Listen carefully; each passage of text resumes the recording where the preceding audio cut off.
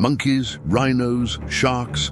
So what role did animals play in the bloody games of Rome? Did gladiatorial fights always end in death? Or was that a rare part of the show? Did women also fight in the arena? Or is this purely a modern fantasy? Were naval battles fought in this huge Roman arena? What is true and what is false? The Colosseum, the best-known landmark of ancient Rome, was not only an entertainment center but also a propaganda tool. In this documentary, we explore the facts and myths behind Rome's bloodiest games, from gladiatorial fights and exotic animal hunts to naval battles in water-filled arenas.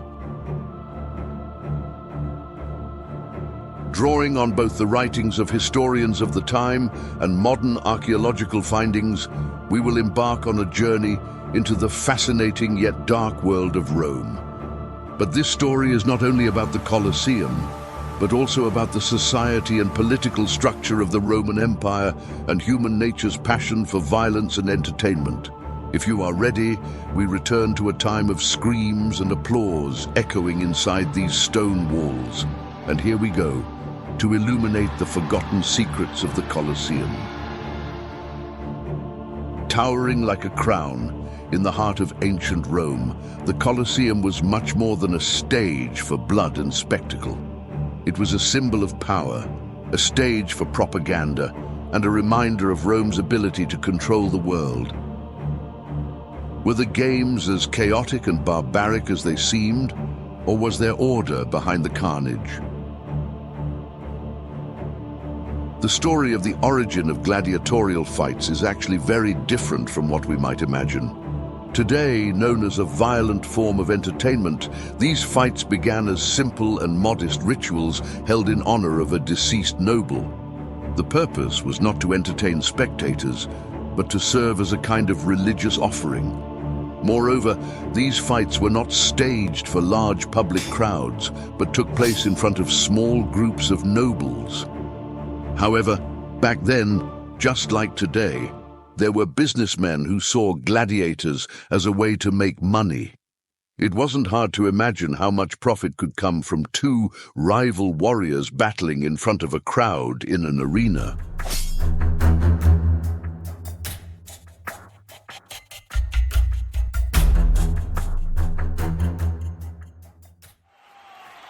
The story that gladiators always fought to the death is a Hollywood illusion. In fact, most fights concluded with minor injuries because slave owners didn't want to lose their valuable gladiators. A well-trained gladiator generated significant income. Organizers would rent gladiators from their owners, and if a gladiator died in the arena, the organizers were required to pay substantial compensation to the slave owner. Yet some battles were indeed to the death. The most incredible of these is this story told by Suetonius. 5 retiari in tunics, fighting in a company, yielded without a struggle to the same number of opponents, and being ordered to be slain, one of them taking up his lance again, killed all the conquerors. However, those forced into these deadly fights were often known as the Naumachia. To call it a fight might even be generous, as these were typically convicted criminals or failed gladiators, those who had undergone training but had not succeeded. Stripped of armor and weaponry, the Naumachia were thrown into the arena defenseless to face off against seasoned and highly skilled gladiators. The philosopher Seneca, an eyewitness to these events, vividly described their brutality. By chance, I attended a midday exhibition, expecting some fun, wit and relaxation. An exhibition at which men's eyes have respite from the slaughter of their fellow men. But it was quite the reverse.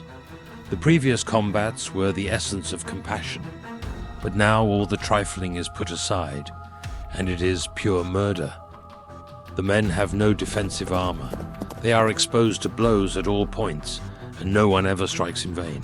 Many persons prefer this program to the usual pairs and to the bouts by request. Of course they do. There is no helmet or shield to deflect the weapon. What is the need of defensive armor or of skill? All these mean delaying death. In the morning they throw men to the lions and the bears. At noon they throw them to the spectators. The spectators demand that the slayer shall face the man who is to slay him in his turn, and they always reserve the latest conqueror for another butchering. The outcome of every fight is death, and the means are fire and sword. This sort of thing goes on while the arena is empty. You may retort, but he was a highway robber. He killed a man. And what of it? Granted that, as a murderer, he deserved this punishment. What crime have you committed, poor fellow, that you should deserve to sit and see this show? But not all nobles viewed the situation in the same way. For example, Marshall described a similar scene as follows. Finally, he met with the punishment he deserved. The guilty wretch had plunged a sword into his father's throat, or his master's, or in his madness had robbed a temple of its secret gold, or laid a cruel torch to Rome. Roman nobles knew well how to keep the public's interest alive. A plain and simple fight would only amount to a savage brawl and nothing more. That is why they transformed gladiator combats into something beyond mere displays of violence. A script, a spectacle, a representation. Gladiators were not just fighters, they were living symbols representing Rome's enemies. Some gladiators embodied the warrior spirit of the Germanic tribes, while others symbolized the courage and ferocity of a Gaul. Their armor, shields, and weapons were meticulously designed to resemble those of Rome's adversaries. Not only that, even soldiers captured from the battlefields were sometimes brought to the arena to fight. The question of whether a Germanic warrior, a Gaul, a Thracian, or a Samnite was the mightiest sparked immense curiosity among the masses. But what was even more thrilling for the Roman people was the knowledge that it was their empire that had subdued these enemies and forced them into the arena. Fights were not merely entertainment for Rome, they were a display of power. However, these grand spectacles did not hold the same meaning for everyone. Some Roman nobles opposed the brutality of gladiatorial combat, yet the enthusiasm of the public and the notion of showcasing Roman superiority often silenced such criticisms. Gladiatorial games were not just limited to the arena. They were a grand battlefield in the minds and souls of the Romans, a daily reaffirmation of the empire's strength.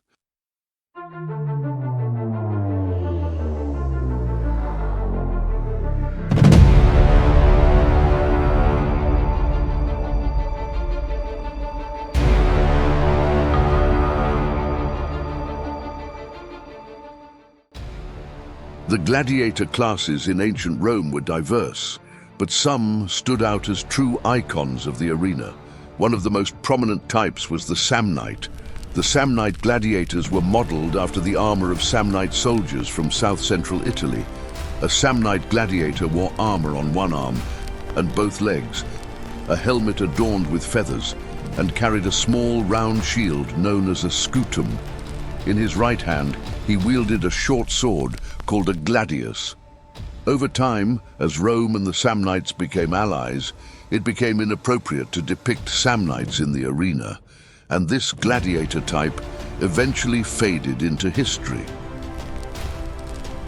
Another iconic type was the murmillo, named after the Latin word murus, meaning wall. With their large rectangular shields, ornate helmets, and muscular physiques, they truly earned this title. As descendants of the Samnite style, their appearance was similar, and to this day, the image that comes to mind when we think of a gladiator is often that of a murmillo. The retiarius attempted to catch his opponent in a net and then attack with a trident. He wore no helmet or body armor, aside from a protective covering on his left arm known as a manica and shoulder guard called a gallerus.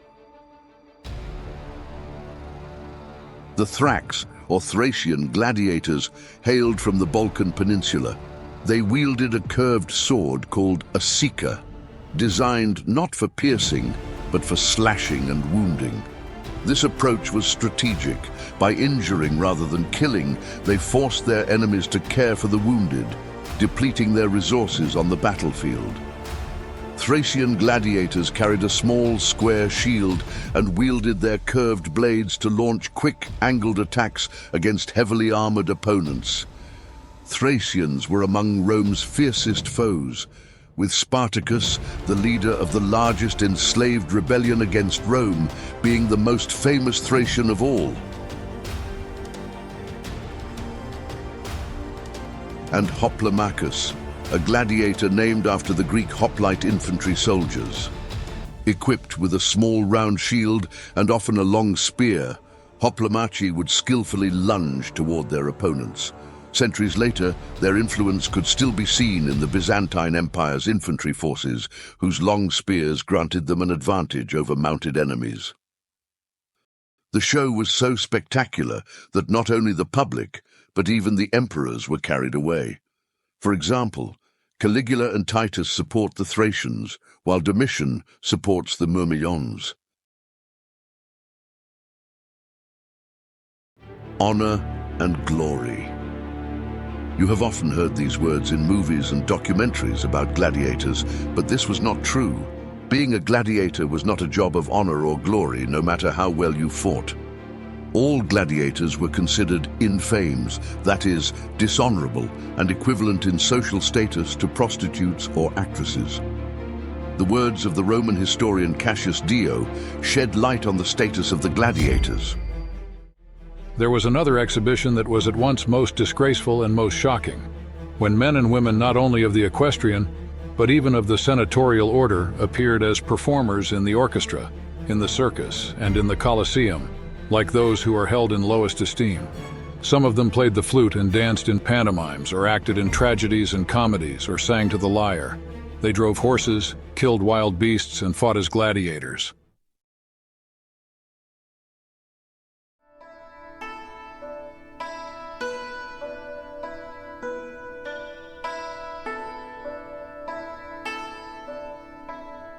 Slaves, criminals, prisoners of war, gladiators were usually from these groups, mostly men, but rarely women could be gladiators. The greatest evidence that women could be gladiators, or rather gladiatrix, is this relief discovered in Bodrum, Turkey. This relief, gifted to the British by the Ottoman Sultan Abdülmecid, is preserved in the British Museum today. When you look at the relief carefully, you can see certain clues about gladiatrix. The words Amazon and Achillea, written in Greek at the bottom, likely represent their names or characters. According to the myth, Achilles killed the Amazon queen Penthesilea and then fell in love with her, and this duel probably brought this myth into the arena. The expression apelutisan, written at the top, means they were freed. It indicates that they won their freedom after a series of outstanding performances. Heads of spectators can be seen on either side of the platform. The swords and shields are just like those used by male gladiators. The only difference is that they do not wear helmets. The Romans probably wanted the faces of the gladiatrix to be seen. However, the information about the gladiatrix is not limited to this. According to Suetonius, the Emperor Domitian made women fight at night by torchlight. The poet Juvenal, on the other hand, found it shameful for women to fight. He mocked gladiatrixes in his work. What sense of shame can be found in a woman wearing a helmet, who shuns femininity and loves brute force? If an auction is held of your wife's effects, how proud you will be of her belt and arm pads and plumes and her half-length left leg shin guard. Or, if instead she prefers a different form of combat, how pleased you will be when the girl of your heart sells off her greaves. Hear her grunt while she practices thrusts as shown by the trainer, wilting under the weight of the helmet. The women Juvenal mocked were probably women who voluntarily chose to become gladiatrix. But most of the gladiatrixes were often prisoners of war or slaves, probably mostly Germanic slaves, as Germanic women often accompanied the men into battle. Tacitus describes this issue in his Germania. as follows. And what most stimulates their courage is that their squadrons or battalions, instead of being formed by chance or by a fortuitous gathering, are composed of families and clans. Close by them, too, are those dearest to them, so that they hear the shrieks of women, the cries of infants. They are to every man the most sacred witnesses of his bravery. They are his most generous applauders. The soldier brings his wounds to mother and wife, who shrink not from counting or even demanding them, and who administer both food and encouragement to the combatants. Tradition says that armies already wavering and giving way have been rallied by women who, with earnest entreaties and bosoms laid bare, have vividly represented the horrors of captivity, which the Germans fear with such extreme dread on behalf of their women, that the strongest tie by which a state can be bound is the being required to give, among the number of hostages, maidens of noble birth.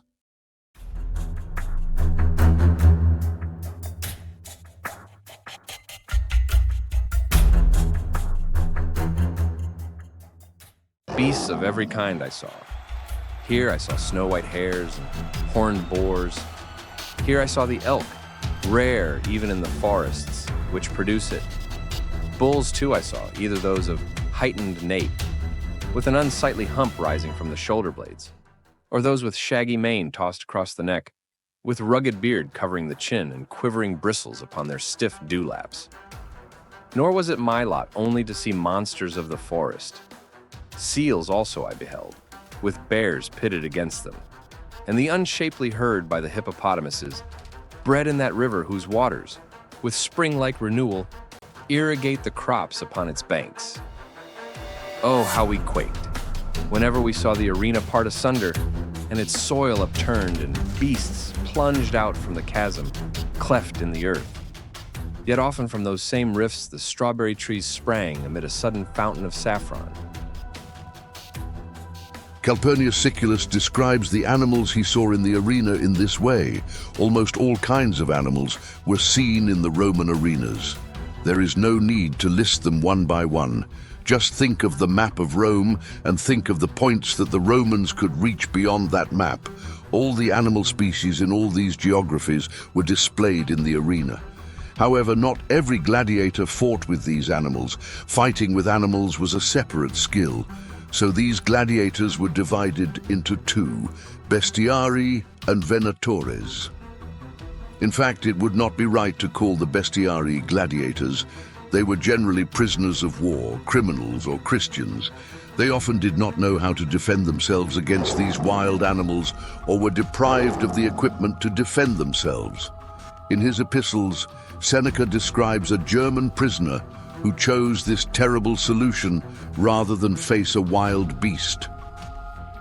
In a training academy for gladiators who work with wild beasts, a German slave, while preparing for the morning exhibition, withdrew in order to relieve himself, the only thing he was allowed to do in secret and without the presence of a guard. While so engaged, he seized the stick of wood tipped with a sponge, devoted to the vilest uses, and stuffed it down his throat. Thus he blocked up his windpipe and choked the breath from his body. What a brave fellow! He surely deserved to be allowed to choose his fate.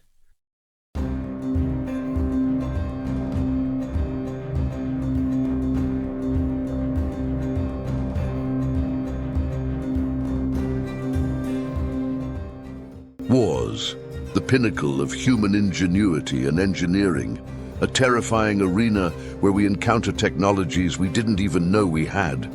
Recreating this arena on a small scale. Madness. The Roman naval war games, or Naumachia, is the most spectacular example of this madness. Think of the wars of your own era to realize how big it is. Imagine simulating World War II in a stadium with a small atomic bomb, small tanks, small airplanes. That's exactly what the Romans achieved at Naumachia.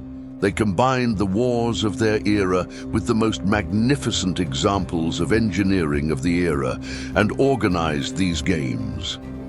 The first record of Naumachia dates back to the time of Julius Caesar. To showcase his conquests, Caesar built a pool along the Tiber River and deployed 2,000 warriors and 4,000 rowers for this spectacle.